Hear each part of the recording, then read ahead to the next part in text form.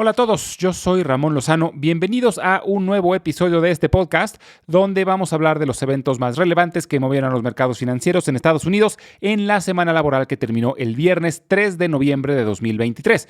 En la idea de la semana vamos a hablar de Wingstop y en la sección educativa vamos a hablar sobre la bancarrota.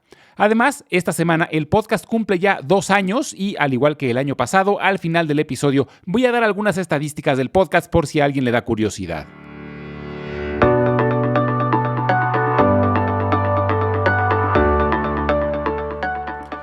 Fue una muy buena semana para la bolsa, de hecho la mejor en lo que va del año. Los 3 principales índices rebotaron fuertemente después de las pérdidas de las 2 semanas anteriores. El Dow Jones subió el 5.1%, el Standard & Poor's 500 el 5.9% y el Nasdaq el 6.6%. Este tipo de brincos en parte son provocados por un short squeeze, es decir, que muchos inversionistas tenían un sentimiento extremadamente negativo, por lo que tenían grandes posiciones cortas abiertas, y las noticias de esta semana provocaron que cerraran buena parte de esas posiciones, y la forma de cerrar posiciones cortas es comprando las acciones o bonos que tenían vendidos en corto. Y esto provocó una especie de bola de nieve. Hizo que subiera el precio de los bonos, por lo que su rendimiento bajó. El de los bonos a 10 años terminó cercano al 4.5%.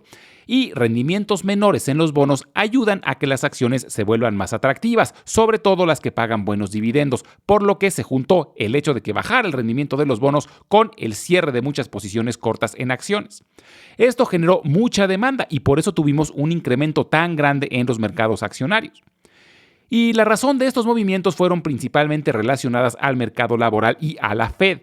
Por un lado, se reportó que durante octubre se crearon 150,000 nuevos empleos, mucho menos de lo esperado, y casi la mitad de los que se crearon en septiembre. Además, el índice de desempleo subió ligeramente, situándose en 3.9%, su nivel más alto desde enero del año pasado. Y por otro lado, terminó la reunión de noviembre de la Fed, y en realidad no se dijo nada nuevo. Dijeron que mantendrían las tasas sin cambios, lo que era ampliamente esperado, pero lo que animó a los mercados fue el tono más suave de Jerome Powell, presidente de la Fed. En pocas palabras, dijo que ya están viendo los resultados de la política monetaria restrictiva que han impuesto desde marzo del año pasado, que están viendo una moderación en la actividad económica y, aunque no descartó futuros incrementos en las tasas, su tono fue recibido de forma muy positiva. Prácticamente los inversionistas ya asumen que la Fed terminó con el incremento en las tasas, lo que es muy positivo para la bolsa. También ayudó al sentimiento de la semana que estamos entrando en un periodo que históricamente ha sido bueno para la bolsa. La recta final del año tiene saldo positivo. La huelga en la industria automotriz parece que ya llegó a su fin. El sindicato de trabajadores de esta industria ya llegó a acuerdos preliminares con General Motors, que era la empresa que faltaba, después que la semana anterior habían llegado a acuerdos con Stellantis y con Ford. Esto ha sido visto como una gran victoria para el sindicato por el tamaño de los incrementos en los salarios y aumentos en las prestaciones. Shawn Fain, presidente del Sindicato de Trabajadores de la Industria Automotriz, mencionó que el siguiente paso será tratar de integrar al sindicato a trabajadores de otras empresas dentro de esa industria que actualmente no participan, como Tesla y Toyota. Por lo pronto, es positivo que la huelga termine, aunque no sabemos aún el costo que tendrá para las empresas automotrices. Se espera que tengan que retrasar sus planes de electrificar sus flotas debido a que los costos que el nuevo contrato con el sindicato hará que tengan menos recursos para invertir en nuevos desarrollos. En otros temas microeconómicos, el reporte más relevante de la semana por su tamaño fue el de Apple, que en general tuvo buenos números, aunque mostró que sus ingresos bajaron el 1%. Es el cuarto trimestre consecutivo con ingresos a la baja, pero argumentaron que la salida del nuevo iPhone hace apenas unos meses va a ayudar a revertir esta tendencia. Pero lo más interesante fue que, aunque sus ingresos bajaron, sus utilidades crecieron 13%. Esto es gracias a que sus ingresos por servicios, como los que cobran por aplicaciones, han subido y son ingresos con un margen muy grande. Además, la disminución en sus ventas se debió principalmente a la desaceleración en China, pero poco a poco otros países como India, Indonesia y Brasil están cubriendo la falta de demanda en China. Reportaron también muchas otras empresas relacionadas a la industria tecnológica y la gran mayoría reportaron mejor de lo esperado. Destacaron los buenos resultados de Shopify, Palantir, Roku y DraftKings. Hubo también mucha información relacionada al mundo de las criptomonedas. Hace prácticamente un año hablamos sobre el colapso de FTX, una de las plataformas más grandes del mundo para compra-venta de criptomonedas. Pues esta semana terminó el juicio contra Sam Bankman-Fried, su fundador y director general, y fue encontrado culpable de los 7 cargos por fraude. Solo falta que el juez dicte sentencia, lo que puede tomar unos cuantos meses, pero la condena podría llegar a ser de más de 100 años. También durante la semana se anunció que BlackRock, una de las empresas de gestión de activos más grandes del mundo, envió una solicitud a la SEC, la Comisión Reguladora de los Mercados de Valores, para crear un ETF basado en bitcoins. Ya existen ETFs basados en contratos de futuros de bitcoins, pero no en bitcoins como tal. Si se aprueba, sería el primero de su tipo, lo que podría ayudar a la aceptación institucional de esta criptomoneda. El precio del Bitcoin brincó con la noticia y cerró la semana por arriba de los $35,000. Esta semana hay poca información macroeconómica programada. Lo más relevante es el reporte sobre el crédito de los consumidores y una actualización sobre el mercado laboral. Pero aún hay muchos reportes trimestrales que vale la pena monitorear, entre los que destacan Alibaba, Uber, D.R. Horton, Disney, Airbus, Ralph Lauren y Wynn Resorts.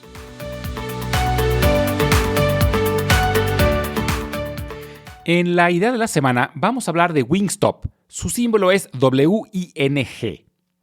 Wingstop es una cadena de restaurantes que se especializa en alitas de pollo y se ha convertido en una opción popular dentro de la industria catalogada como comida rápida. Fue fundada en 1994 en la ciudad de Garland, Texas, y desde 1999 empezó a ofrecer franquicias. Sus restaurantes se caracterizan por estar decorados al estilo de la aviación de los años 30 y 40. Wingstop salió a la bolsa en 2015 y entre 2014 y 2016 fue la cadena restaurantera que más crecimiento anual tuvo y actualmente sigue siendo una de las empresas de mayor crecimiento en el sector. Justo la semana pasada reportaron números mucho mejor de lo esperado, sus ventas crecieron más del 26% año con año y sus utilidades más del 36%. Este es el 20º año consecutivo con crecimiento en sus ventas, lo que es impresionante sobre todo considerando el periodo de la pandemia. Pero sus productos se prestan mucho para entrega a domicilio o para recolección en ventanilla, lo que fue de gran ayuda durante el encierro por pandemia. Pero la métrica más sorprendente es que llevan esos mismos 20 años creciendo en una métrica llamada Same Store Sales, lo que podría traducirse como ventas en las mismas tiendas. Es decir, las ventas no solo han crecido porque han abierto más restaurantes, también las ventas promedio de cada restaurante han crecido 20 años consecutivos. Y tienen aún mucho potencial de crecimiento. Según el periódico Investors Business Daily, Wingstop es la segunda empresa mejor rankeada en el sector restaurantero, solo detrás de Chipotle Mexican Grill. Wingstop a la fecha cuenta con más de 1,400 ubicaciones en 10 países, lo que suena mucho, pero por ejemplo Chipotle tiene más de 3,000 ubicaciones y McDonald's más de 40,000. Así que en territorio aún tienen mucho para poder crecer. Además, si vemos el tamaño de su valor de mercado, es una empresa relativamente pequeña. Su valor es apenas mayor a los $5,000 millones. Ahora, sus acciones no están nada baratas. De hecho, están cerca de su máximo histórico logrado apenas en mayo de este año. Y su múltiplo actualmente es de 95, lo que es grandísimo. Por ejemplo, el múltiplo actual de Chipotle ronda los 55 y el de McDonald's es de 23.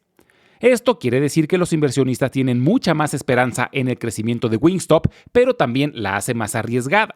Además, el hecho de que su valor de mercado sea relativamente pequeño hace que sus acciones sean volátiles. Entonces, hay que empezar a invertir con precaución en este momento, pero definitivamente es una empresa que vale la pena tener en el radar, sobre todo si se da la oportunidad de una corrección.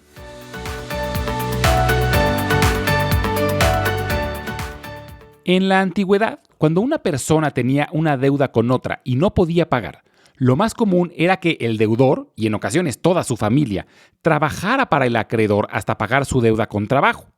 Esto sucedía, por ejemplo, en Mesopotamia y en la antigua Grecia, donde el deudor prácticamente se convertía en esclavo del acreedor durante un tiempo y en ocasiones de por vida. En las sociedades modernas, a la incapacidad de cumplir con las deudas se le suele decir bancarrota, y existen leyes para poder resolver este tipo de conflictos de formas menos agresivas con el deudor. La bancarrota o quiebra es una situación jurídica en la cual una persona, empresa u otra institución no pueden hacer frente a los pagos que debe realizar porque estos son superiores a sus recursos económicos disponibles. La palabra viene del italiano, que se pronuncia casi igual al español, se dice bancarrota, aunque curiosamente en español lleva doble R, mientras que en italiano lleva una sola R pero doble T. Pero lo interesante es el origen de la palabra, y para eso nos tenemos que remontar a Italia durante el siglo XV.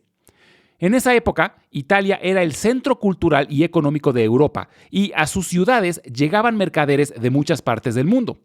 Y según la leyenda, en esas plazas donde estaban los mercados, habían personas que se ponían en bancas de madera y ofrecían intercambio de monedas extranjeras por moneda local, además de ofrecer préstamos. Entonces, si una persona quería un préstamo o intercambiar monedas extranjeras, tenía que ir físicamente hacia una banca donde estuviera una de estas personas. Por esta razón es que a la industria que maneja dinero se le conoce como la banca, y a las empresas dentro de esta industria se les dice bancos. Pero durante el siglo XV esta industria prácticamente no estaba regulada y comúnmente sucedía que un banquero se quedaba sin liquidez para seguir operando o peor aún, se les acusaba de actos de mala fe o falta de honradez. En este caso, las autoridades locales físicamente rompían la banca de esa persona. Era una forma de anunciarle al público que ya no hiciera negocios con esa persona y de ahí nació el término de bancarrota. Esta práctica se extendió a otros países y así se empezó a popularizar el término bancarrota. Con el tiempo, la palabra bancarrota se convirtió en un término legal, aunque en ocasiones se usa de forma intercambiable con la insolvencia económica, pero tiene sus diferencias. Normalmente, para que se declare la bancarrota, alguien lo tiene que solicitar. Lo más común es que lo solicite el deudor, que ya no tiene forma de cubrir los pagos de sus deudas, aunque también puede ser solicitada por alguno de sus acreedores. Y la bancarrota, en teoría, ayuda a la economía en general y es positivo, tanto para los deudores como para sus acreedores. Por un lado, para los deudores es una forma de empezar de nuevo, hacer un borrón y cuenta nueva. Y por otro lado, para los acreedores es una forma de recuperar una parte de lo que prestaron. Cuando alguien se declara en bancarrota, lo que sucede es que se suspende cualquier acción de embargo en contra del deudor. Es decir, los acreedores tienen que detener todos los procedimientos para exigir pago, incluyendo embargar propiedades o ir a los tribunales. En este caso, el deudor fallido queda inhabilitado de administrar sus bienes. Esta administración pasa a un tercero, un interventor judicial, también llamado fiduciario o síndico. Y esta persona es responsable de liquidar los bienes y repartirlos entre los acreedores. De esta forma, los acreedores recuperan por lo menos una parte de lo prestado y al final del proceso el deudor queda liberado de todas sus deudas. O sea que la declaración de bancarrota al final funciona como una protección legal para el deudor. Ahora, en los Estados Unidos hay un código de bancarrota, es decir, un conjunto de leyes federales que establece las reglas y procedimientos para las personas y empresas que buscan la protección de bancarrota. Y este código está dividido en capítulos, y el más famoso de estos capítulos es el capítulo 11, el famoso Chapter 11, y de eso vamos a hablar la próxima semana. Antes de terminar, quería compartir con ustedes algunas estadísticas de estos 2 años que llevamos con el podcast. En total, si sumamos las reproducciones de todos los episodios, ya se han reproducido más de 86,000 veces. El episodio más reproducido sigue siendo el primero, que lleva ya más de 4,900 reproducciones. Se ha escuchado ya en 70 distintos países, principalmente en México y Estados Unidos. Ambos tienen el 18% de las reproducciones, seguidos de Colombia con el 9%, España y Argentina con el 8%, Perú y Costa Rica con el 5% y Chile con el 4%. La plataforma más utilizada sigue siendo Spotify por mucho, con el 87%, pero Apple Podcast ya representa el 9%. El podcast tiene ya 102 episodios y el promedio de duración es de poco más de 12 minutos, por lo que en total llevamos 20 horas con 24 minutos. Y muchas gracias a todos los que me han acompañado durante todo este tiempo. Espero de verdad que les parezca útil e interesante y que me sigan acompañando en los próximos episodios. Y ahora sí, como siempre, les recuerdo que las transcripciones de todos los episodios las estaremos subiendo al blog invertirenlabolsa.substack.com, al que pueden acceder directamente desde la página www.ramonlog.com. Y los invito a visitar nuestro canal de YouTube, que lo pueden encontrar como Invertir en la Bolsa Podcast. Ahí podrán encontrar los audiogramas de todos los episodios, además de videos educativos. Y finalmente les dejo mi correo electrónico por si tienen alguna duda, comentario o sugerencia. Es ramonlog@yahoo.com. Muchas gracias y nos escuchamos en el próximo episodio.